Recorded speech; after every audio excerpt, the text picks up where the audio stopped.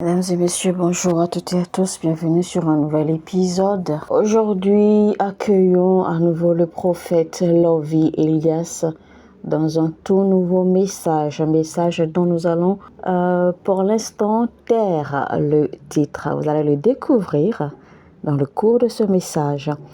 Alors, si vous êtes intrigué, si vous êtes curieux de savoir, restez connectés et suivez le message. Alors pour commencer, nous allons lire un verset biblique, 1 Pierre 3, verset 3. Ayez non cette parure extérieure qui consiste dans les cheveux tressés, les ornements d'or ou les habits que l'on revêt. Alors, avant d'évoluer, je voudrais d'ores et déjà que vous sachiez qu'il y a une certaine apparence, une certaine présentation que Dieu attend de nous. Et la condition de votre esprit n'est pas basée sur vos prières, mais la condition de votre esprit est basée plutôt sur votre présentation ou votre apparence ou votre parure aux yeux de Dieu. Votre homme intérieur doit être présentable aux yeux de Dieu. C'est-à-dire que votre homme intérieur doit être bien revêtu. Et si votre homme intérieur n'est pas présentable aux yeux de Dieu, eh bien tout ce qui vous concerne, il y aura un point d'interrogation. Alors quand on regarde à travers les Écritures, la nudité signifie une malédiction. Chaque fois que vous tombez sur une expression qui parle de nudité dans les Écritures, eh bien cela représentait la honte, une malédiction, une opprobre. Et donc, quand Dieu a créé Adam et Ève, eh bien, ils étaient créés, d'accord, sans la notion du péché. Ils n'avaient pas la notion du péché. Alors, quand Dieu les a positionnés nus dans le jardin, ce n'est pas que Adam et Ève ne savaient pas qu'ils étaient nus, mais en réalité, c'est qu'ils n'avaient pas la notion que leur nudité aurait une répercussion à l'avenir. Donc c'est pour vous dire en réalité que le péché, ce n'est pas ce que vous faites, mais le péché, c'est comment vous pensez.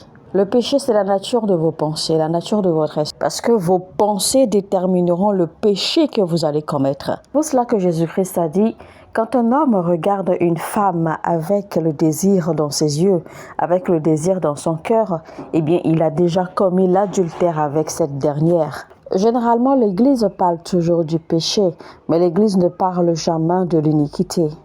Alors que c'est l'iniquité qui donne naissance au péché. Et l'iniquité est issue de vos pensées. Le diable ne provoque pas le péché. Généralement, ce que le diable fait, le diable va toujours tenter les saints. Il va toujours tenter les gens en passant par leurs pensées. Il est écrit dans la Bible ceci. La Bible dit, vous pensez en votre cœur. Et à cause de vos pensées en votre cœur, l'iniquité a été trouvée en vous. Par cette iniquité, vous avez commis le péché. Jésus-Christ n'est pas venu nous sauver du péché, mais il est venu nous sauver de l'iniquité et du péché. Donc, si l'iniquité n'est pas détruite, si l'iniquité n'est pas prise en compte à la racine, eh bien, vous ne pourrez pas surmonter le péché. Parce que le péché sera toujours là à rôder autour de vous tant que vous n'avez pas conquis ou tant que vous n'avez pas triomphé sur l'iniquité. Vous pourriez ne pas commettre l'acte physiquement, mais spirituellement, vous êtes déjà en train de le faire. Et dès que quelqu'un entre dans le stade de l'iniquité, vous êtes déjà nu. La position spirituelle dont vous jouissez, ou la grâce de Dieu et la faveur qui repose sur votre vie, la grâce et la faveur dont vous jouissez en réalité n'est pas le produit de vos prières ou ne dépend pas ou n'est pas sur la base de comment vous priez. Parce que tout le monde, chacun de nous, quand nous commençons notre marche avec Dieu, eh bien aux yeux de Dieu, nous sommes nus. Nous commençons complètement nus. Donc, de la même façon que nous naissons nus, complètement nus, eh bien aux yeux de Dieu spirituellement également, quand nous commençons notre marche avec lui, eh bien nous devenons nus également, puisque nous naissons de nouveau. Donc nous sommes également complètement nus devant lui. Maintenant, la faveur de Dieu sur une personne détermine le genre ou le type d'habit ou d'ornement ou de parure, d'accord, qu'ils mettront ou qu'ils vont porter pour la saison dans laquelle ils vont entrer. Votre parure spirituelle vous est donnée selon votre mission, la mission à laquelle vous avez été appelé, selon votre fidélité et selon votre posture. Ce n'est pas parce que vous voyez quelqu'un porter une arme que vous allez dire qu'il est un policier ou un homme de l'armée, parce que n'importe qui peut porter une arme. Et toute personne qui porte une arme pourrait bien être un criminel. Par contre, quand vous voyez quelqu'un habillé en une uniforme, eh bien l'uniforme, puisque vous connaissez l'uniforme en fait détermine ou l'uniforme les présente, l'uniforme vous dit qui la personne est. Et donc si vous rencontrez un policier ou un gendarme ou un militaire, eh bien vous ne serez pas surpris d'accord de les voir porter une arme, parce qu'ils sont déjà en uniforme et l'uniforme qu'ils portent en fait vous dit déjà leur mission ou leur rôle. Alors, ce qui détermine le but ou la mission ou les objectifs de quelqu'un, ce n'est pas les armes dont la personne se sert, mais c'est plutôt l'ornement ou la parure que la personne a porté ou porte. Ce qui détermine l'autorité d'une personne, ce n'est pas l'arme que la personne porte, mais c'est plutôt l'uniforme ou l'habit ou le manteau que la personne porte. Si par exemple vous rencontrez un juge dans la rue, même s'il est un juge dans la rue, il n'aura aucun pouvoir sur vous. Par contre, si vous rencontrez un juge à la cour de justice, si le juge ne porte pas son habit de juge, son manteau de juge, eh bien, il n'aura pas accès à son siège. Et il ne pourra pas avoir l'autorité de faire quoi que ce soit à la cour. Dès que le juge porte son manteau de juge, eh bien, il a toute autorité.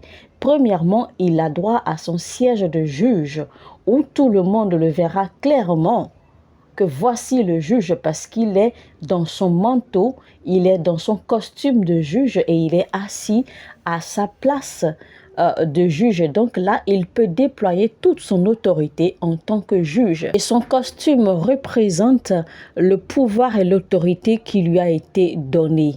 Ce qui veut donc dire que sans ce costume, eh bien, il n'a aucun pouvoir à la cour. Pourquoi dans le gouvernement, tous les postes ou tout poste de position peut être changé ou remplacé?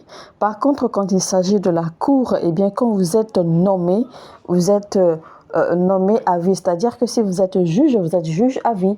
Vous êtes avocat, vous êtes avocat à vie. C'est-à-dire que vous exercez votre autorité de juge ou votre métier de juge jusqu'à ce que vous alliez à la retraite ou jusqu'à ce que vous mouriez. C'est une position, c'est une autorité que personne ne va vous arracher. Donc, seules les missions ou les appels sont liés au port d'une armure particulière ou au port d'un costume ou d'un vêtement ou d'un manteau particulier qui demeure. C'est-à-dire que seuls ces appels ou ces missions-là, d'accord, demeurent longtemps ou demeurent à jamais. Alors, l'archange Michael est appelé prince, d'accord, dans les cieux. Il est appelé prince. Et vous savez que dans les cieux, vous n'allez jamais entendre dans l'histoire que les anges changeaient d'habit. En fait, ils vivent dans une dimension éternelle.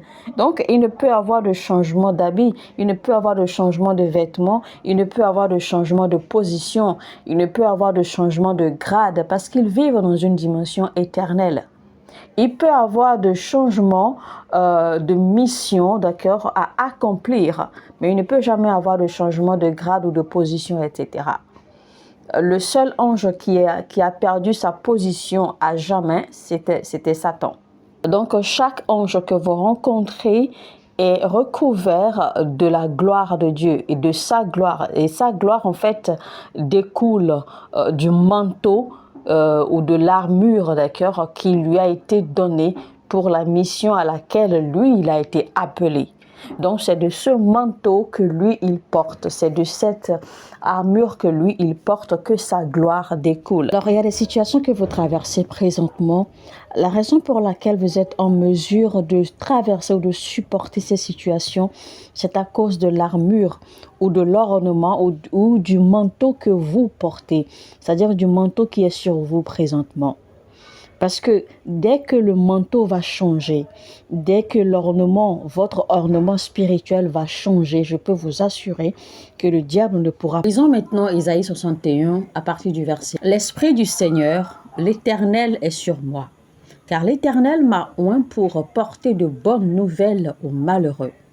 Il m'a envoyé pour guérir ceux qui ont le cœur brisé, pour proclamer aux captifs la liberté et aux prisonniers la délivrance, pour publier une année de grâce de l'Éternel et un jour de vengeance de notre Dieu, pour consoler tous les affligés.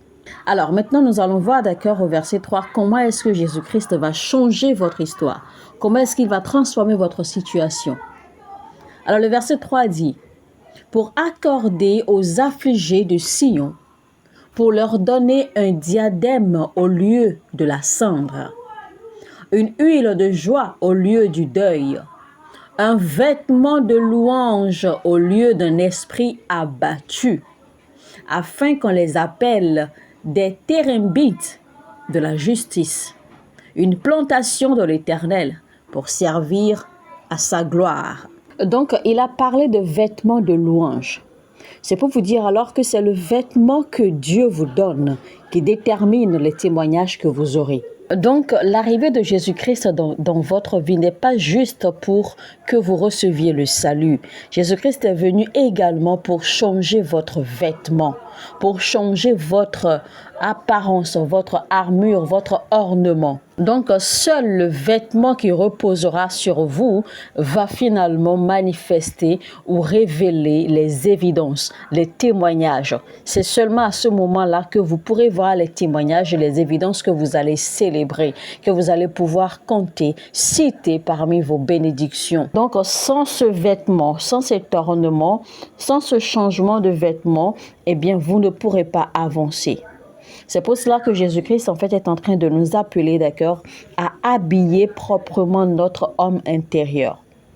Donc, Jésus-Christ est en train de nous inviter à prendre soin de notre homme intérieur et non seulement de l'homme extérieur.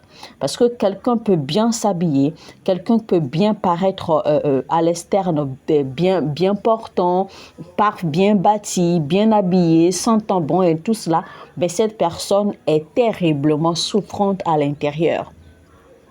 Ou que cette personne n'a absolument aucune place avec le Saint-Esprit ou avec Dieu. Donc, Jésus-Christ nous invite en fait à travailler sur notre homme intérieur, à ce que notre homme intérieur paraisse clean, paraisse propre, paraisse transparent, paraisse sain, paraisse bien portant, bien habillé, bien revêtu. Donc, quelqu'un peut bien paraître physiquement, d'accord, à l'externe et tout, mais à l'intérieur, demeure un enfant spirituellement, demeure un bébé spirituellement.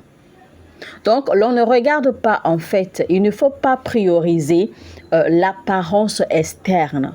Il faut plutôt prioriser à nourrir l'homme intérieur, à nourrir votre esprit, à nourrir votre âme, parce que c'est là que Dieu regarde. C'est votre esprit, c'est votre homme intérieur qui préoccupe Dieu, qui intéresse Dieu. C'est là que tout se passe. La mission de Dieu, quand vous commencez à marcher avec Dieu, c'est de premièrement changer votre ornement. C'est de premièrement changer votre revêtement, votre manteau. Parce que le revêtement que vous avez, le manteau que vous portez déterminera vos opérations dans le monde spirituel. Jésus-Christ nous a parlé de l'histoire de l'enfant prodige. L'enfant prodigue, en fait, quand il était en vadrouillage et qu'il a fini son héritage, quand il s'est rendu compte, d'accord, de son erreur et la situation dans laquelle il s'était retrouvé, eh bien, il a décidé de rentrer vers son père. Alors, rappelez-vous, quand il est rentré, d'accord, à la maison de son père, la première chose que le père a faite a été de demander que l'on lui apporte un nouveau vêtement. Alors, quand l'enfant prodige était encore à la maison de son père, il n'a jamais eu de nouveaux vêtements. Il n'y a jamais eu d'événement qui ait demandé à ce qu'on lui change de vêtements. jusqu'à ce qu'il ait traversé, d'accord, cette situation qu'il a traversée, cette situation de crise et qu'il soit revenu et que le Père demande maintenant à lui changer de vêtements. Parce que ce changement de vêtements lui a fait voir, a ouvert les yeux, d'accord, en fait, à l'enfant prodige de comprendre les mystères de la maison de son Père et les mystères derrière sa vie à lui. Quand vous recevez un nouveau manteau, cela vous ouvre les mystères. Cela vous permet d'entrer dans les mystères de Dieu, dans les secrets de Dieu concernant votre vie. Que cela révèle, cela parle d'où vous venez. C'est-à-dire que cela parle en fait de votre origine. Mesdames et messieurs, on va s'arrêter là, d'accord, pour notre première partie de ce message. C'était donc le prophète Lovy Elias. Le message vous a intrigué. Si vous êtes toujours curieux de découvrir le titre de ce message, eh bien, restez connectés. Cliquez sur le bouton j'aime. Partagez ceci au maximum. Abonnez-vous et activez la cloche de notification pour recevoir les notifications dès que nous allons ramener la deuxième partie de notre message. Peut-être que là, vous allez trouver le titre merveilleux de ce message. Alors sur ce, je vous dis que Dieu vous bénisse. Merci beaucoup à vous pour votre soutien. Shalom, shalom chez vous et à très très bientôt.